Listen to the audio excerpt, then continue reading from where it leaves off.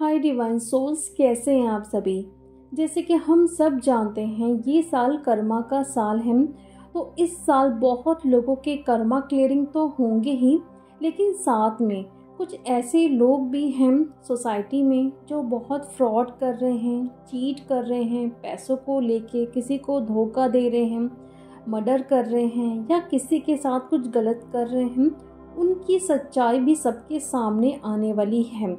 तो यहाँ पे देखिए, जो भी अभी एक केस हुआ है कोलकाता में, तो वहाँ पे उस लेडी डॉक्टर के साथ जो भी कुछ हुआ, उसके बाद अब आप देखिए कि हर एक पर्सन जो इसमें इन्वॉल्व है उसकी सच्चाई सबके सामने आते जा रही है धीरे धीरे।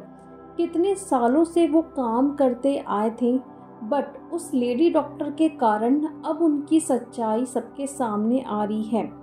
तो उन्होंने जो भी कर्मा किया था उसका घड़ा अब भर चुका है, तो ये साल तो उनको कर्मा पे करना पड़ेगा।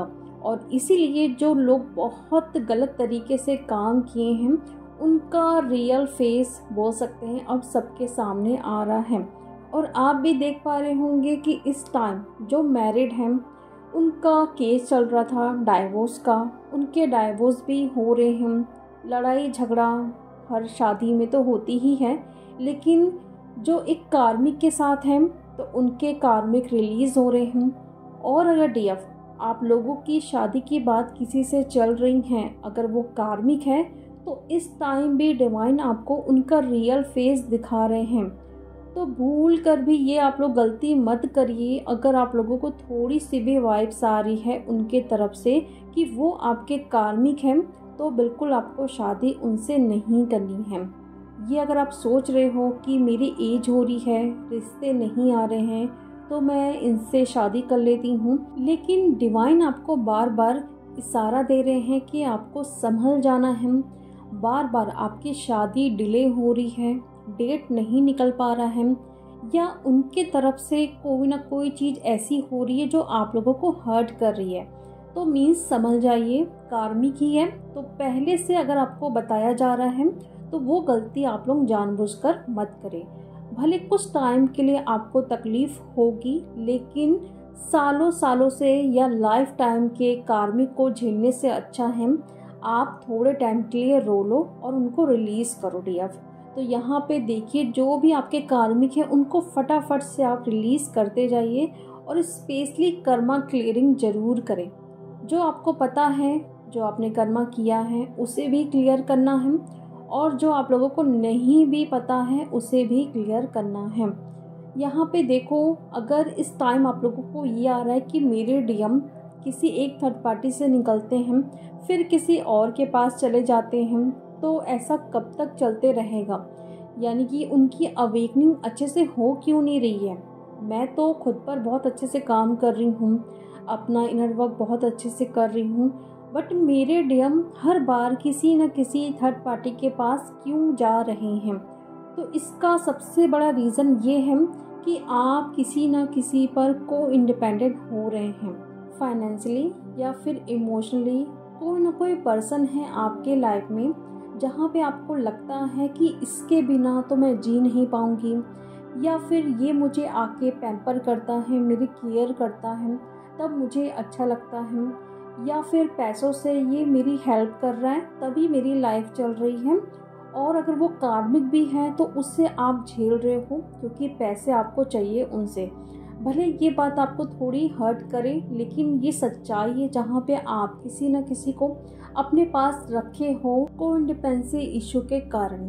तो यहाँ पे देखिए, अगर आपको लगता है कि मैं तो अपने डीएम के सिवाय किसी को देखती तक नहीं हूँ, किसी से बात भी नहीं करना चाहती हूँ, जैसा मैंने प्यार डीएम से किया है किसी और से तो मैं सोच भी नहीं सकती हूँ, तो ज़रूरी नहीं कि डीएम भी ऐसा सोचे, लेकिन किसी न किसी पर्सन को आप अपने लाइफ में रखे हो, कार्मिक भी है तो उससे रिलीज़ आप नहीं कर पा रहे हो, खुद पर आप इंडिपेंडेंट नहीं हो, कोई भी इशू हो सकता है पैसों का या इमोशनली, कुछ ना कुछ चीज़ें हैं जो आप कैरी कर रहे हो, चाह कर भी आप रिलीज़ नहीं कर पा रहे हो।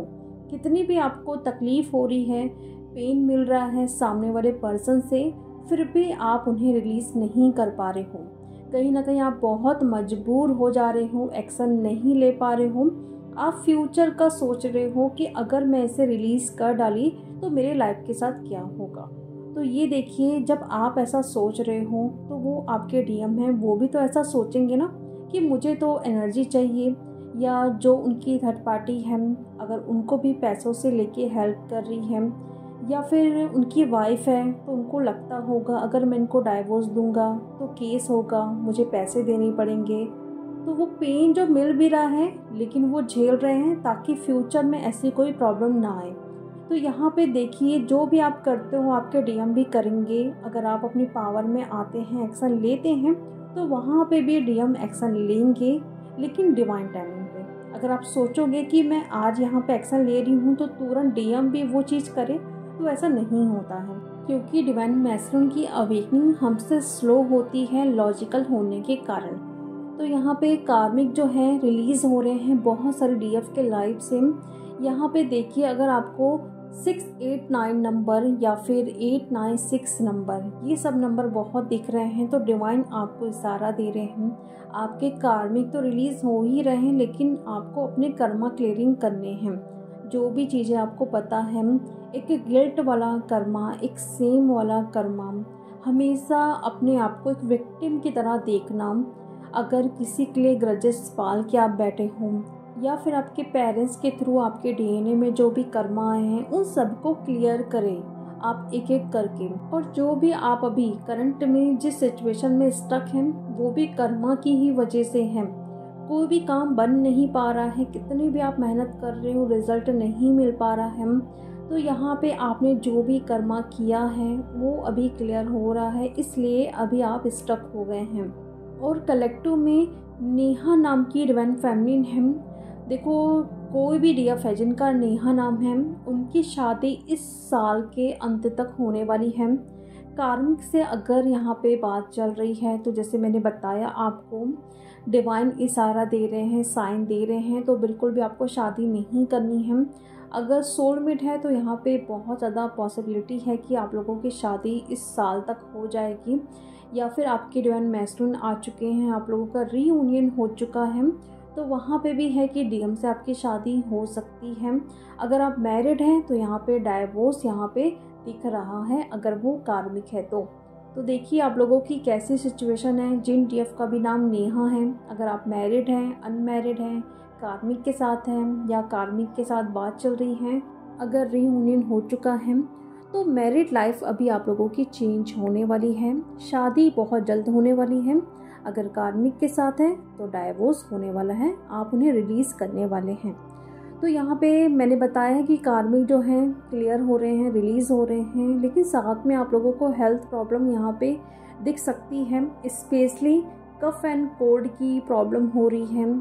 चेस्ट एरिया में बहुत हैवीनेस या पेन जैसा लगना, फीवर जैसा आना, फ्लू जैसे सिम्टम्स आपको दिखाई देना, शोल्डर में, हैंड्स में बहुत सीवियर पेन होना।